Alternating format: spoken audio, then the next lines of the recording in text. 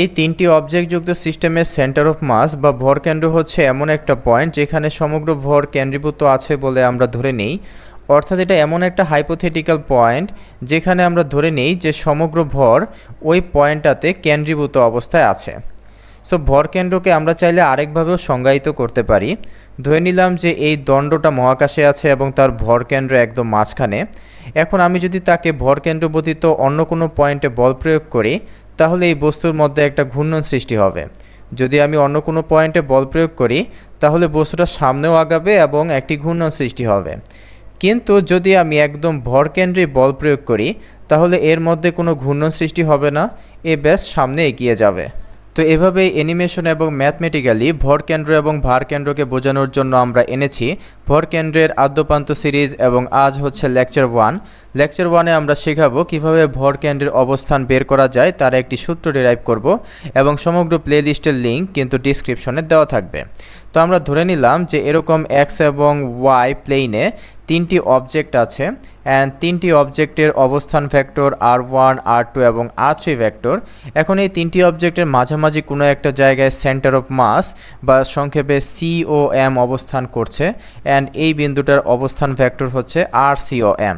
এখন যেহেতু centre of mass তিনটি অবজেক্টের মাঝামাঝি কোনো একটা জায়গায় অবস্থান করছে, তাই আমরা চাইলে অবস্থান ভেক্টরকে বের করতে পারি average of all positional vectors বা অবস্থান ভেক্টর করে, সবগুলো পজিশনাল ভেক্টরের গড় করে। তার কারণ হচ্ছে আমরা যদি এভারেজ করি তাহলে তো মাঝামাঝি কোনো একটা পয়েন্ট পাই, তাই না? অ্যান্ড যেহেতু সেন্টার অফ মাস তিনটি অবজেক্টের মাঝামাঝি কোনো একটা জায়গায় আছে, সো এভারেজ করে আমি সেন্টার অফ মাসের অবস্থান পেতে পারি। কিন্তু এভারেজ করা মানে কিন্তু এরকম টাইপের কোনো এভারেজ করা কিন্তু না। তার কারণ হচ্ছে যে সেন্টার অফ মাসের অবস্থান কিন্তু ভরের উপরেও ডিপেন্ড করে। আমরা যদি কোনো একটা বস্তুর ভর বাড়িয়ে দেই তাহলে সেন্টার অফ মাস কিন্তু সেই দিকে শিফট করবে। যেহেতু সেন্টার অফ মাস ভরের উপরেও ডিপেন্ড করে তাই আমরা গড়টা একটু অন্যভাবে করব। তো প্রথমে আমরা এরকম ভাগ চিহ্ন দিব, উপরে এম এবং আর এর গুণফলকে আমরা যোগ দিব এবং নিচে সমগ্র ভরকে আমরা যোগ দিয়ে দিব। অ্যান্ড এইভাবেও কিন্তু আমরা চাইলে অ্যাভারেজ করতে পারি অ্যান্ড এই অ্যাভারেজ করাকে বলা হয় average of positional vectors weighted by masses. Mass মানে হচ্ছে ভর। তো এই জায়গাটা একটু ভিডিও পজ করে ভালো মতো দেখার অনুরোধ রইল।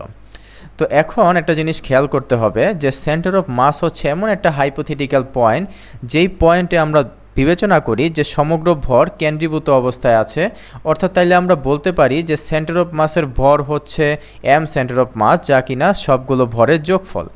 এই কথাটা মানে হচ্ছে আমরা চাইলে এই হরকে অর্থাৎ সবগুলো ভরের যোগফলকে চাইলে আমরা এম সেন্টার অফ মাস লিখতে পারি এবং এই ইকুয়েশনকে আমরা একটু সুন্দরভাবে সাজালে এরকমভাবে কিন্তু লিখতে পারি। অর্থাৎ ডান পক্ষে এম এবং আর এর যোগফল বা সামেশন আকারে আছে, তো আমরা চাইলে এটাকে কিন্তু সামেশন অফ এম ইন্টু আরও লিখতে পারি। সো আমরা ডিসিশন নিতে পারলাম যে এখন থেকে যদি আমাদের কাছে এন সংখ্যক অবজেক্ট থাকে তাহলে তার সূত্রটি হবে দেখতে কিছুটা এরকম। অর্থাৎ বাম পক্ষে আমরা সেন্টার অফ মাসের ভর এবং অবস্থান নিব এবং ডান পাশে যত ভর এবং অবস্থান আছে সব কিছুকে যোগ দিয়ে দিব। যদি ওয়ান ডাইমেনশন হয় অর্থাৎ ধরে নিলাম যে প্রথমটার অবস্থান x1 এবং দ্বিতীয়টার অবস্থান x2, যেহেতু ওয়ান ডাইমেনশন তাই আমরা উপরে ভেক্টর চিহ্ন দেইনি এবং 3 নং বস্তুর অবস্থান ধরে নিলাম xt, তাহলে আমরা আবারও আগের মতো সূত্র অ্যাপ্লাই করব। ধরে নিলাম যে তিনটি বস্তুর ভর হচ্ছে এগুলো। সো আমরা যদি সূত্র অ্যাপ্লাই করি তাহলে দেখতে কিছুটা এরকম হবে।